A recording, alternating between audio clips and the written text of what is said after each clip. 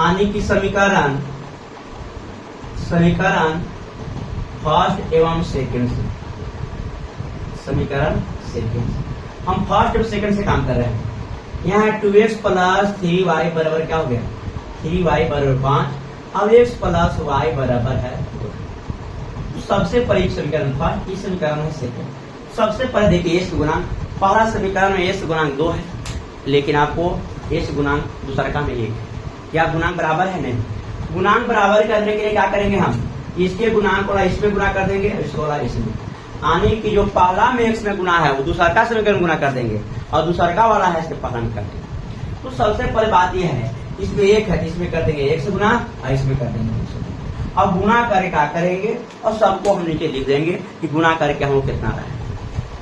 तो 1 में 2 से गुणा करेंगे तो क्या हो जाएगा 2x, क्या हो जाएगा 3y। अब 1 में 5 से गुणा करेंगे 5, एक बार आओ 1 में करेंगे 2x से गुणा तो लिखेंगे 2x, 3 प्लस है तो ये प्लस, 3y में 1 से करेंगे तो 3y, 5 में 1 से करेंगे तो 5, इसमें 2 में 1 से गुणा करेंगे तो 2x, 2 में y से करेंगे तो 2y और 2 निके 4। अब यहाँ घटाने क्यों घटाएंगे, क्योंकि यहाँ गुणांक क्या है, बराबर वाला गुणांक चिन्ह एक रकम है। यदि जिसको गुणांक बराबर किए हैं वो चिन्ह एक रकम है तो घटाने पर, अगर 2 रकम है तो जोड़ने पर, यानी कि यहाँ जाएगा माइनस, यहाँ जाएगा माइनस, यहाँ जाएगा माइनस, गया कट, ई गया कट, ई जाएगा घट, ई गया कट, ई घट, यानी 3 में से 2 जाएगा कितना हो जाएगा y, 5 जाएगा ले, यानी y के मान 1 हो गया, यानी हमको y के मान आ गया। और y का मान अब क्या करेंगे हम, y का मान समीकरण फर्स्ट में रखने पर, यानी y का मान समीकरण फर्स्ट में रखने पर, यानी y का मान हम समीकरण फर्स्ट में रखेंगे। यदि y का मान समीकरण फर्स्ट में रखते हैं तो फर्स्ट में क्या है 2x प्लस 3y बराबर 5। अब देखिए 2x और प्लस 3, y का मान आ चुका है 1, क्या 1 रखेंगे बराबर 5। अभी 2x प्लस 3 में से करेंगे 3 अब बराबर 5, यानी 2x बराबर 5 में से 3 घट जाएगा, 2x बराबर ये होगा 2, यानी 2 से 2 कट गया, यानी x बराबर कितना गया 1, यानी कि हमको x का मान कितना आया 1 और y का मान आ गया 1। ये है क्या, विलोपन विधि से इस समीकरण का क्या हुआ, ये हल हुआ। एक उदाहरण और देते हैं, जैसे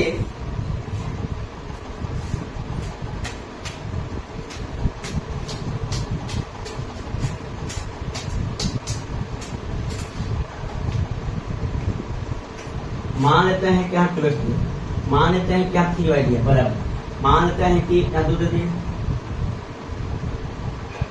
यहाँ पे 13 और यहाँ दिए 4x, यहाँ दिए हम 5y और यहाँ दिए 23। समीकरण का हल करना है, समीकरण का हल करेंगे। देखिए हम सिखा रहे हैं कौन विधि, सिखा रहे हैं विलोपन विधि, ठीक है। तो आप जैसे लिखेंगे सबसे पहले हल करना है, तो आप सबसे पहले लिखेंगे समीकरण फर्स्ट एवं सेकंड से। जब हल करेंगे हम इसको मान लेंगे समीकरण फर्स्ट और इसको मान लेंगे हम समीकरण सेकंड। जब हल करेंगे ठीक है ना, इसको मान लेंगे फर्स्ट या 3, हम हल्का नीचे लिखते हैं कि क्वेश्चन है। तो अगर हम इसको मानते हैं 2x प्लस 3y बराबर क्या हो गया 4x प्लस 5y बराबर 23 होगा। इसको मान लें समीकरण फर्स्ट, इसको मान लें समीकरण सेकंड।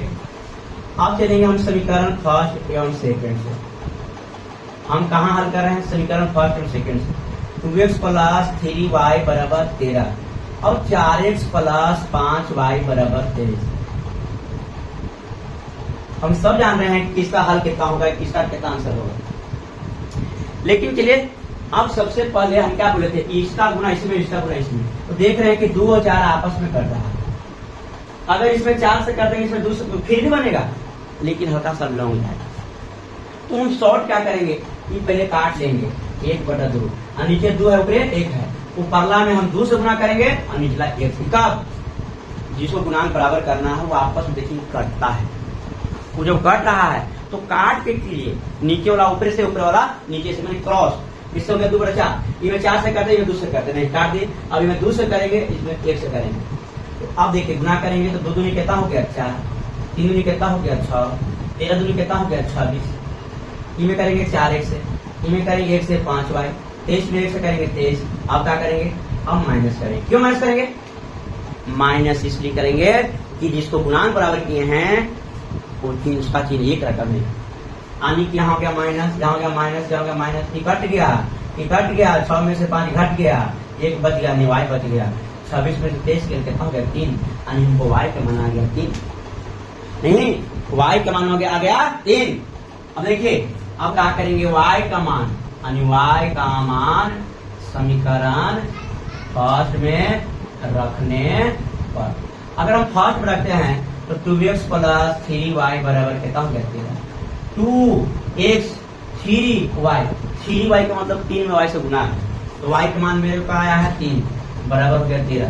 तो 2x प्लस 9 बराबर 13, यानी 2x बराबर 13 माइनस 9, और 13 में से 9 कितना हो गया 4, 2x बराबर कितना हो गया 4, यानी कि x बराबर कितना हो जाएगा 4/2, यानी 2 दूनी 4, यानी s का मान 2 हो गया, यानी s का मान 2 और y का मान 3।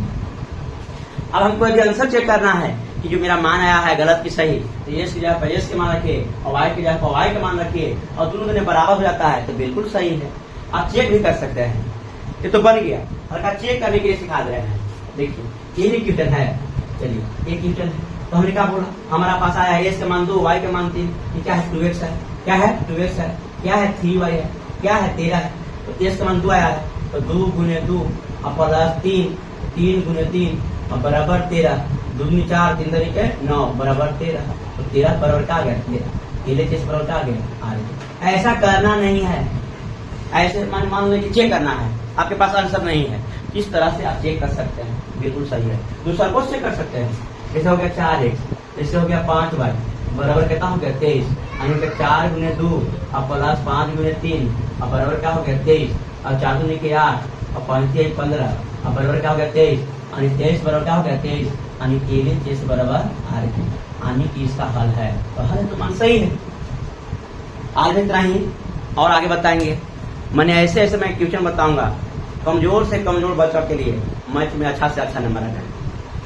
सबसे पहली बात क्या क्या चीज सिखाना चाहिए बच्चे, जैसे देखिए बहुत तरह के होते हैं, कोई किताबी किया होते हैं, नहीं, उसको कॉन्सेप्ट क्लियर करना बहुत जरूरी है। जब तक कॉन्सेप्ट क्लियर नहीं होगा तब तक मैथ समझ में नहीं आएगा। मैं अच्छा से अच्छा मैं जगह हर अलग अलग तरीका बताऊंगा, किस तरह से बच्चा को समझ में आता है, पहले क्या बताना चाहिए तो बच्चा समझ में आएगा।